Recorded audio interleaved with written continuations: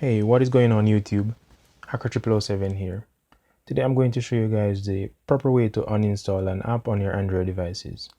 Now I know most of you simply hold on the app and tap on uninstall from there, but I'm going to show you guys the appropriate way, because when you uninstall an app, just like how I showed you a while ago, that app will leave traces of itself within your Android device.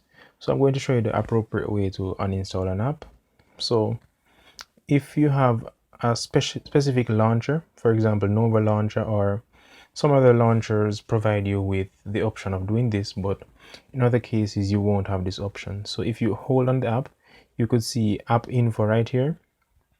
So if I should tap into app info, I would be led to this screen, and this is where we would uninstall the app from.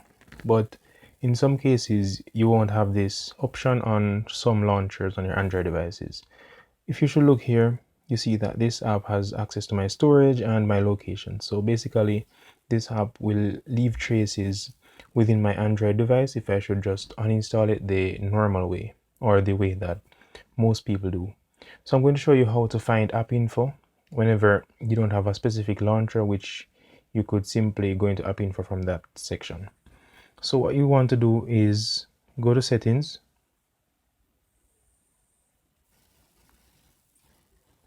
go to general, and look for apps and notifications, or it might just be applications on your phone. And you see here app info,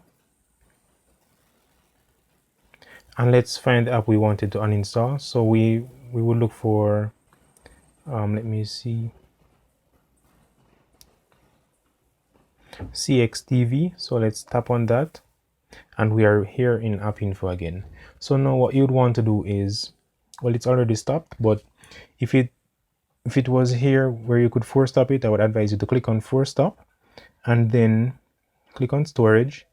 You clear the cache, clear the data, okay, go back, and then uninstall the app.